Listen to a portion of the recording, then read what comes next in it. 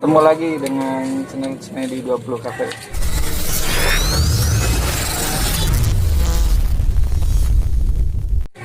Baik, kali ini kita akan bongkar dengan penghobi ikan cupang.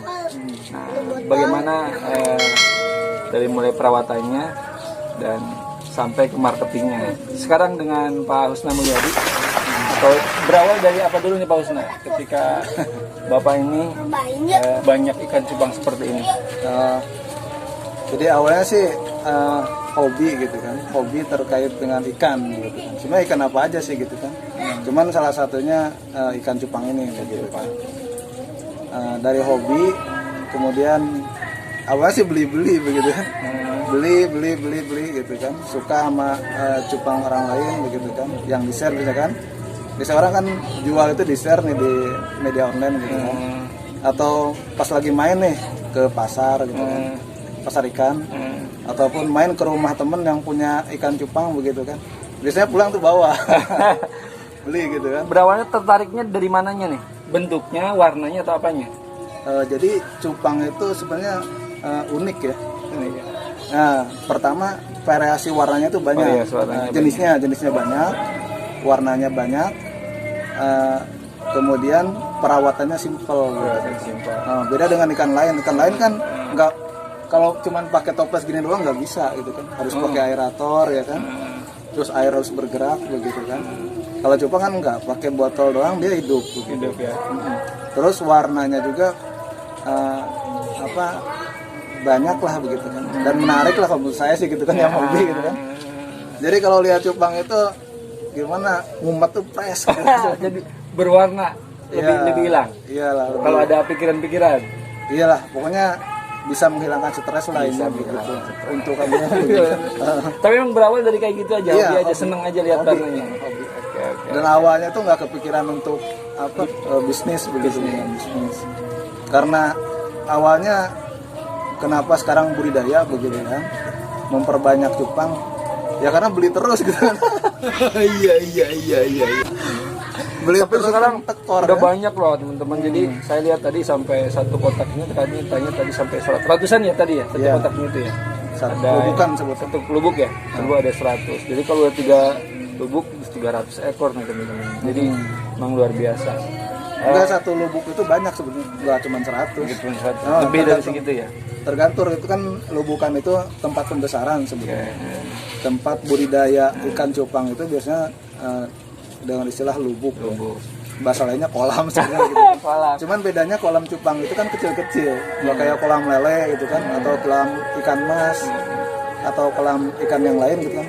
Karena kecil gitu kan, bukan disebut lubuk gitu kan. Nah, satu lubuk itu biasanya saya nyimpan itu dua keturunan lah gitu. Dua keturunan. Nah, satu keturunan itu sekali ngebreed, sekali ngawinin kan punya anak tuh. Nah, itu disebutnya satu keturunan gitu kan.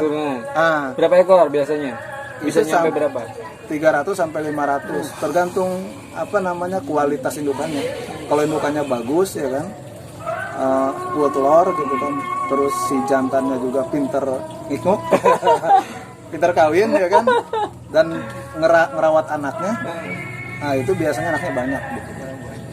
Nih, kalau ini kan udah ini besarnya terpisah-pisah nih, tapi kalau di sana disatuin. Ada jangka usia kalau udah dipisahin kayak gini. Sebenarnya ada sih. Ada ya? Ada. Biasanya kalau misalkan cupang begini, kalau misalkan dia terlalu lama dilubukan, seiring bertambahnya waktu dan usia begitu kan. Karena cupang ini dia kan jenis hewan teritorial ya. Teritorial. Jadi dia punya kekuasaan daerah sendiri gitu kan. Kekuasaan sendiri. Nah, kalau udah gede dia insting itu ada begitu kan. Nah, kalau semakin besar, kalau nggak dipisahkan, maka dia akan beradu di situ. Beradu sama temennya, yang kecil dihajar ya kan. Bisa aja mati begitu kan. Nah, makanya harus dipisah segera begitu kan. Diangkat. Dan itu di usia 3 bulan. 3 bulan. Jadi kalau udah 3 bulan pindahin ke sini yang dipisah-pisahin. Tapi kalau dari kolam renang sendiri nih, kan kita kalau ke kolam renang teh, masa satu kolam renang satu ikan kan kolam ikan maksudnya kolam ikan. Iya begitu emang. Harus satu kolam ikan Harus satu. satu kolam, satu toples itu satu. Jadi pengen bagusnya di toples aja gitu di Toples, kolam ikan ya. toples. Kan ini ada nih akuariumnya. Akuarium. Kalau di akuarium juga sebenarnya bisa gitu kan. Cuman tetap aja namanya ikan cupang itu namanya apa namanya ikan teritorial gitu kan. Tetap aja dia bahkan beradu gitu kan sama temennya. Bahkan dengan jenis ikan yang lain pun sama begitu.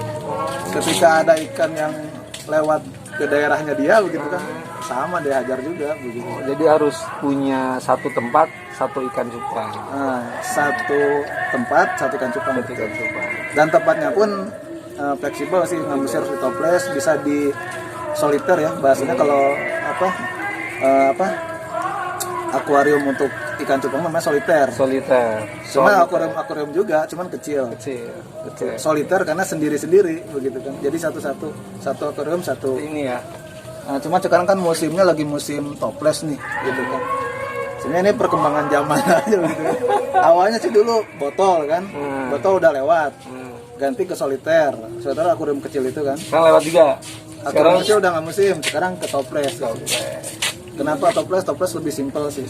Lebih murah juga. Lebih murah. Lebih murah, ekonomis. Ikannya lebih mahal. Ikannya bisa jadi lebih mahal. Beda ikan cupang yang di botol dengan ikan cupang yang di toples. Harganya akan beda tuh. Harganya lebih beda. Naik Yang kelas, berkaitan harga yang paling Walaupun mahal di sini ikannya paling sama. berapa rupiah paling mahal di sini? Saya masih, aduh malu lah gitu. Ada yang 1 juta juga ada. Kalau Ada. mau, ada. Ih, 1 juta. Di motor yang satu. Cuman nggak diliatin. Karena mau loh. Liatin yang itu aja, yang best girl aja. Keren.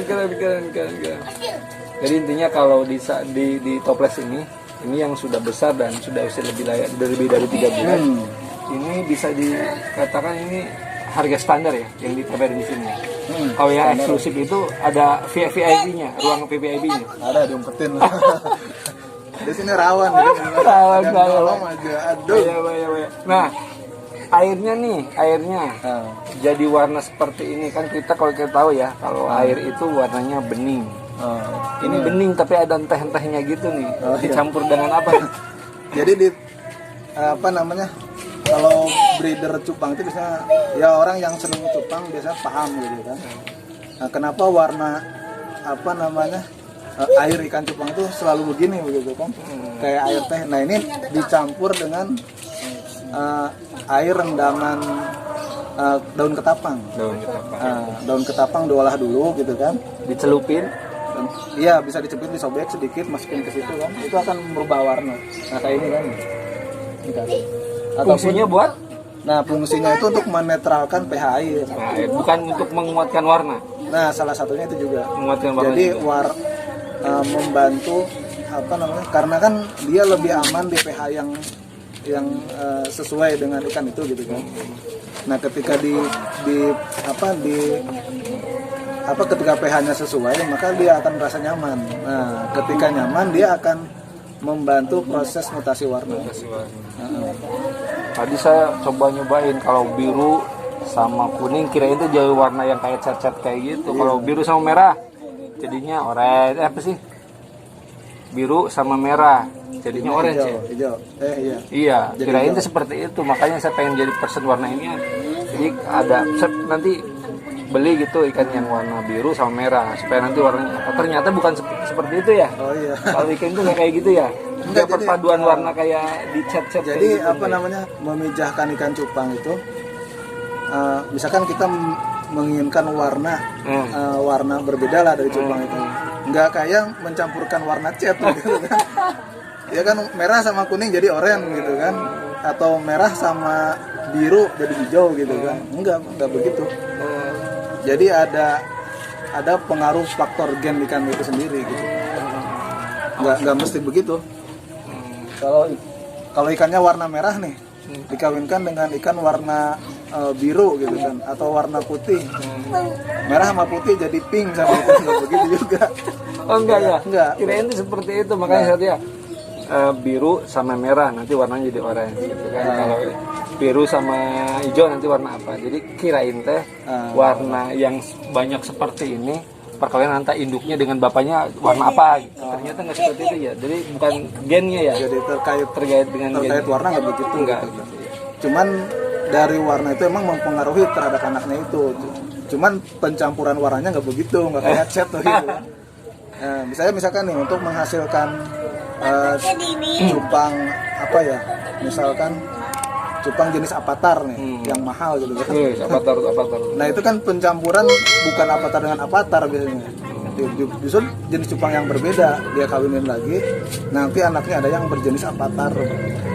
Kalau avatar dengan avatar dikawinin nih, Jadi nanti dua anaknya Roma. malah base girl semua nanti. Yang ada base girl semua, base girl itu ikan warnanya gelap lagi. Base girl artinya bebas gelap begitu kan. Basket bebas gelap. Bebas gelap. Iya. Singkat cerita, gitu. Oke. Ya, itu teman-teman ya. Jadi kalau pengen hobinya ikan cupang, jadi harus banyak belajar juga nih.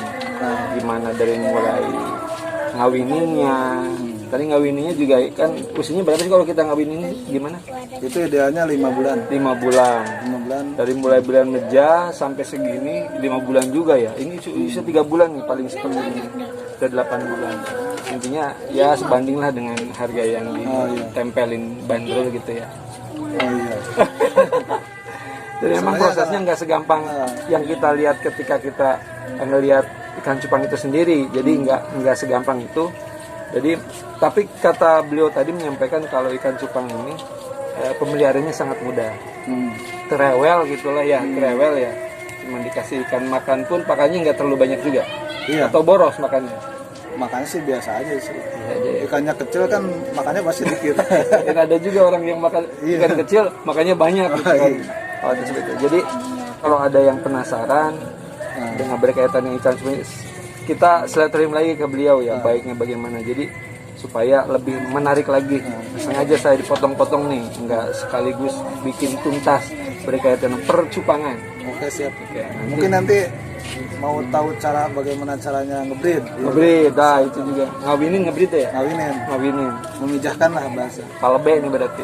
Palebe ikan. Ya lebih. Oke, gitu aja teman-teman. Mudah-mudahan bermanfaat konten ini. Yang belum subscribe dulu, like juga. Kalau komen silahkan, kalau ada sesuatu tinggal sampaikan, nanti kita bahas lagi berkaitan percupangan. Kayaknya beliau pakarnya. Wih, sudah mantap. Pak Karno. Lokasi beliau tempatnya di mana ini ya? Alamatnya kalau ada yang mau pengen Ini di daerah Subang, di Subang, Desa Sukamandi Jaya, Kecamatan Ciasem. dan Jasa. Bisa Jangan lihat, perak ya. enggak lihat aja di Google Map juga. Google Map ada. Hamda Fadil Betapam. Hamda Fadil Betafam. Bersilaturahim dengan beliau, pengen tahu lengkapnya, langsung ngobrol sama masternya. Master cupang. Lebih juga bukan. bisa ngawin-ngawinin. Hanya hobi ya. Hobi, tapi memang jadi hobinya jadi bermanfaat dan bisa ngasilin Fulus. banyak. Insya Allah mudah-mudahan berkah. Amin. Dan mudah-mudahan kontennya bermanfaat. Assalamualaikum warahmatullahi wabarakatuh.